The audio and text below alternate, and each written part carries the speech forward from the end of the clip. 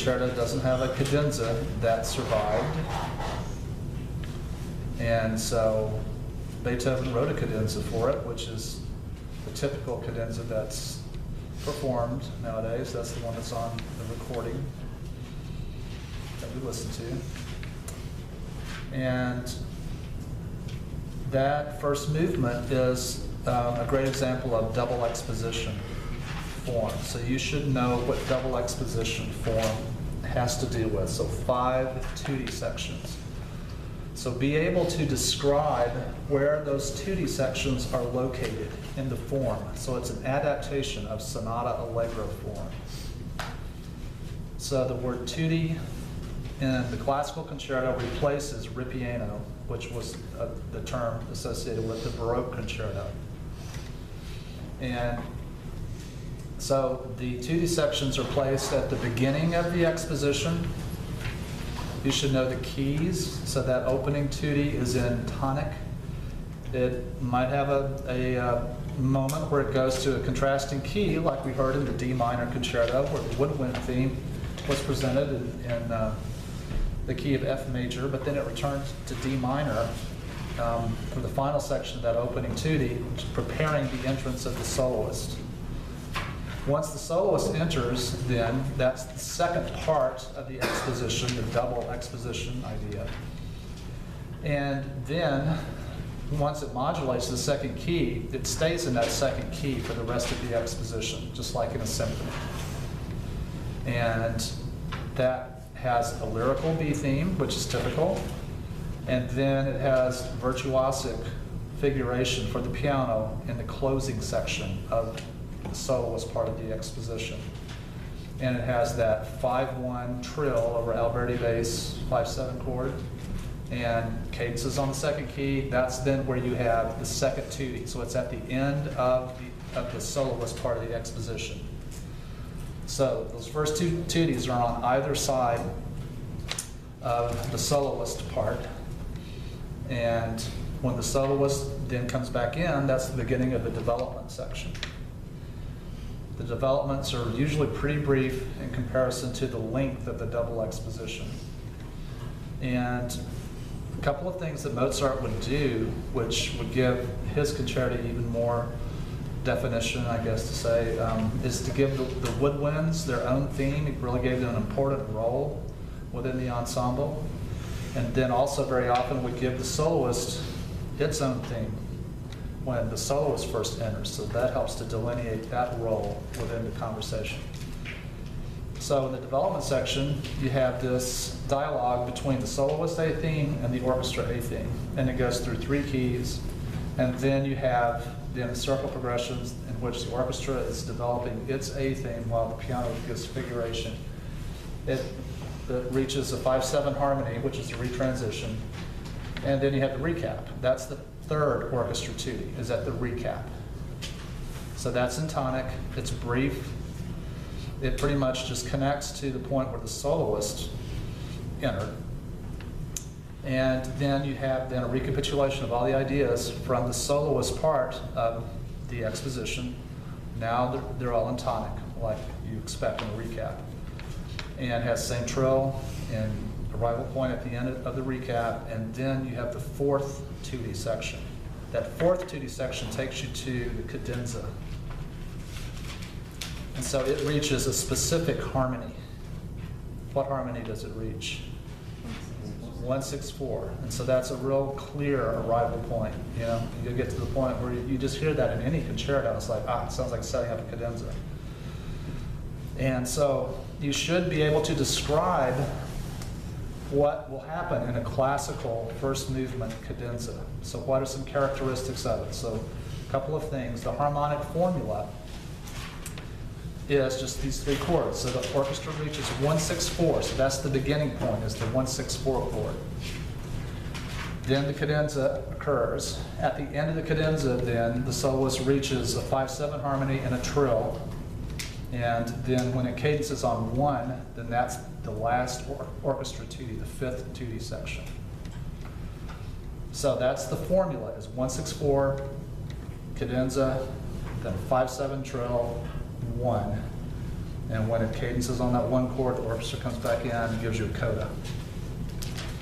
So some functions of the cadenza are, it's a soloist development section, so it's discussing the themes just like you have in the development section, modulates. So that's one function. A second is that it provides a virtuosic display for the soloist. It always has some of the most brilliant technical writing in it. And a third characteristic is that by nature it's improvisatory. And so this was a place that traditionally would be improvised in a concert, even though they probably would have certain ideas worked out. But you have that spur of the moment kind of element with the cadenza. Okay, so be able to talk about that form, the 2D sections, the cadenza with the Mozart. And just remember that Beethoven is the one who wrote the cadenza for that particular performance that we heard. All right, then with Beethoven, of course, Mozart's dates are 1756 to 1791. Beethoven 1770 to 1827. And the fourth piano concerto, and he wrote in total 5 piano concerti. This was premiered in 1808. Beethoven is the soloist. A famous concert that also featured the premiere of the 5th and 6th symphonies, the choral fantasies, a huge concert. And so Beethoven did some things that were expected as far as just looking at what he did with the symphony. He wrote longer concerti. He pushed technique further for the pianist.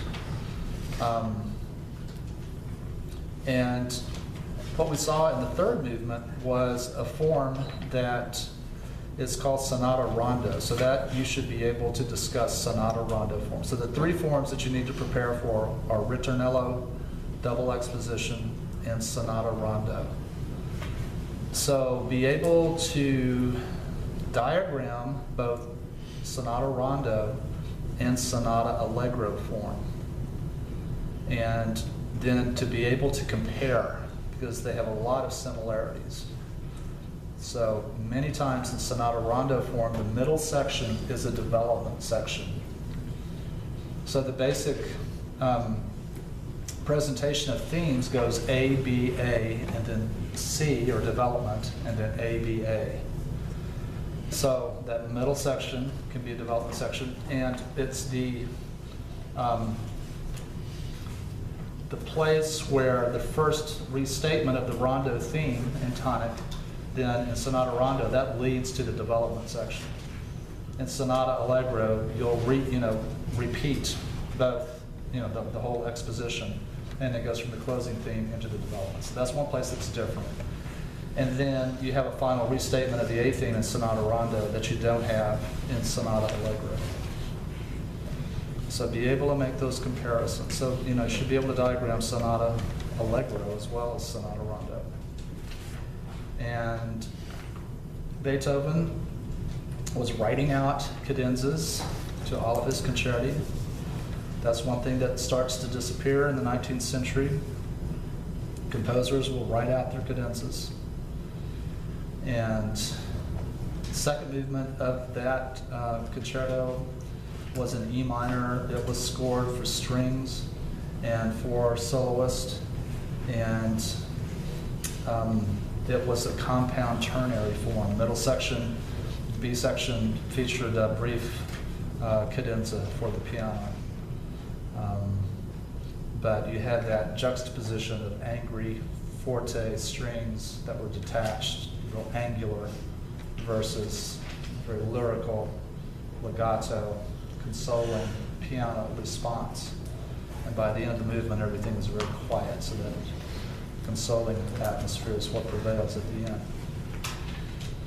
All right. And then you should be able to talk a little bit about Mendelssohn. So the dates of his life are 1809 to 1847. And the violin concerto in E minor,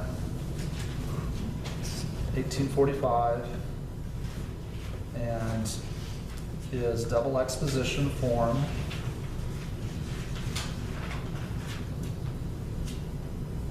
A couple of things that are unusual about it are, first of all, the placement of the cadenza, which instead of being at the end of the movement, of the first movement, like the Mozart model, Mendelssohn places it at the end of the development section, and that leads into the recap.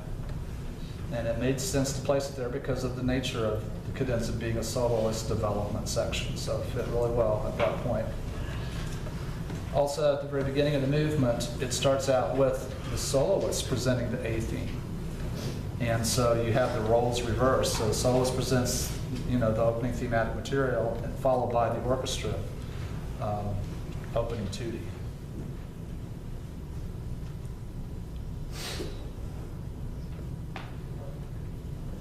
So you should know a little bit about the kinds of things that Mendelssohn did in his life. What kind of jobs did he have?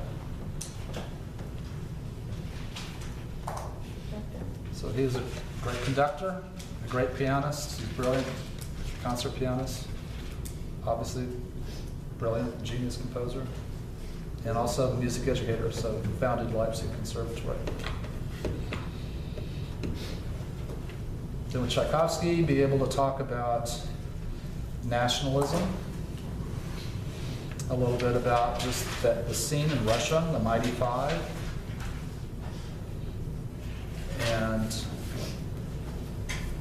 the stories of the kind of the failure associated with his two most famous concerti now, the first piano concerto and the violin concerto. Well, they were rejected by the people that he wrote them for.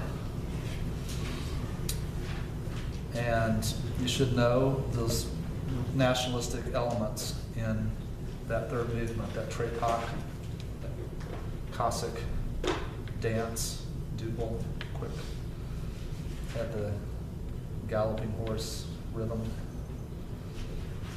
and the term tableau.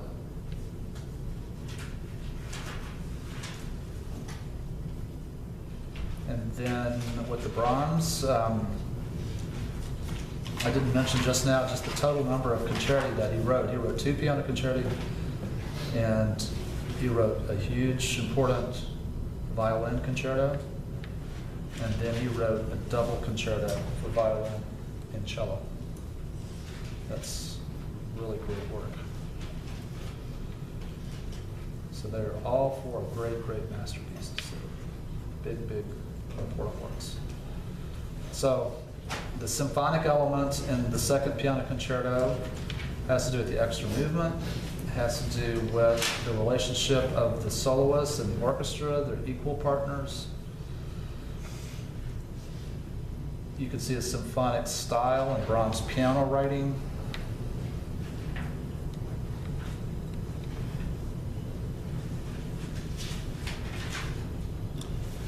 And you should, be able to talk a little bit about the form.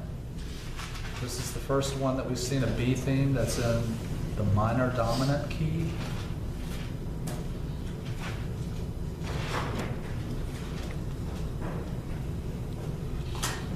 Okay, so some other things that you should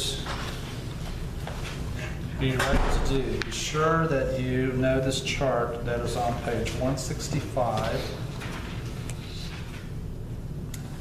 I'll ask you to fill that in, for sure. But also review the chart on page 229, because on the essay, I will have you to write about a piece that we haven't studied, but that is written by one of the composers in this section. So the terms that I want you to use, so for melody, what would be terms that you could use in describing melodic characteristics? So conjunct or disjunct.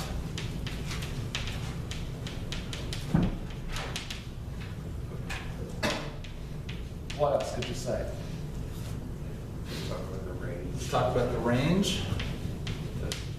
So if it's limited or if it's more extended, so if it's larger than a 12th, then you could say it's more extended range. You can also talk about just, the chromatic elements or not. That also has to do with harmony, of course, but there's a melodic chromaticism. You use the term melodic chromaticism if the chromatic element isn't harmonized on each note, but instead you just have maybe one harmony and then a chromatic line that then is presented within that one harmony. So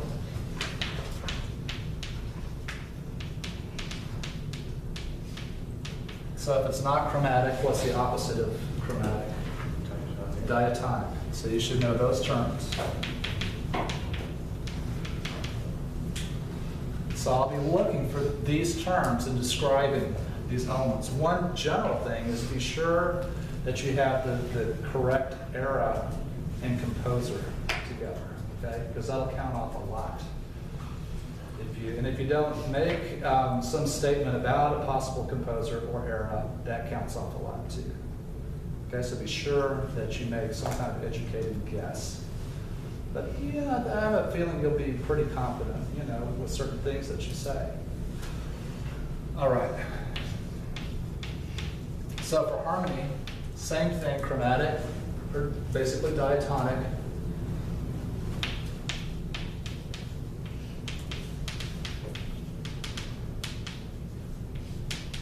You could also make statements like the modulations. Does it go to closely related keys? So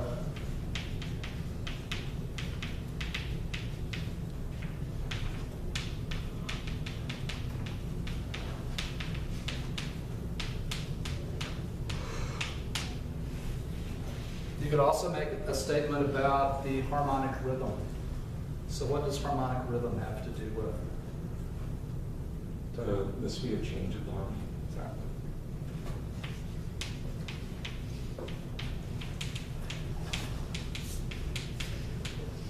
So that might or might not be something that, would give you a clue. Okay, what are some good things about rhythm that you would want to mention, some terms? If there's a lot of hemiola, Okay. more related. You can look for things that are more complicated or irregular, I guess. So syncopation or the use of hemiolas, shifting rhythms somehow. So we'll put irregular or not. The basic thing that you can say has to do with just the pulse of whether or not it has a sense of rhythmic flexibility. So what's the term that describes that? Rubato. So you use that term. If you hear that, you may not hear it, but that could tell you whether something was more romantic or more classical.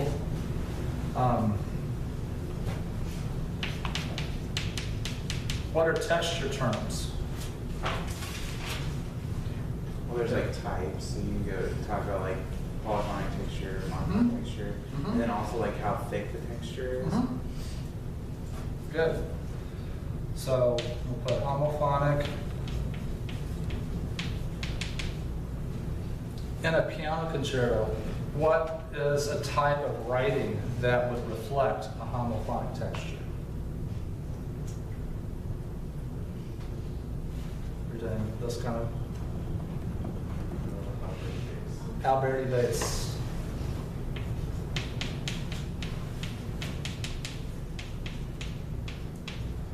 So Alberti bass always is associated with a homophonic style. That's just that part is just giving you harmony, and you just have that pattern.